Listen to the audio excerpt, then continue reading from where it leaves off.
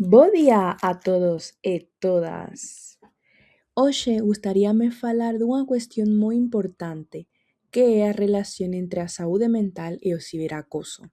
O ciberacoso prodúcese cando unha persoa utiliza as redes sociais, as aplicacións de mensaxería ou outras ferramentas dixitais para insultar, humillar, ameazar ou excluir a persoa. Aínda que ocorre a través dunha pantalla, as súas consecuencias son moi reais.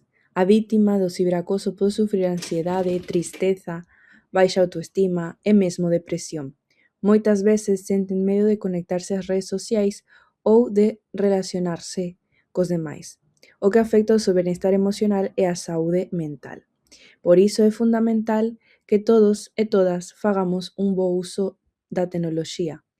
Debemos pensar antes de publicar ou compartir contidos, respectar aos demais e denunciar calquera situación de acoso que observemos. O ciberacoso non está ben, nin tampouco o acoso. Non é bo para ninguén.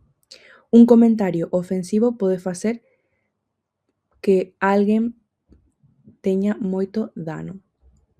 Quero dar este consello especialmente porque estamos celebrando a saúde. Igual que coidamos do noso corpo, tamén debemos coidar da nosa saúde mental. Moitas grazas pola vosa atención.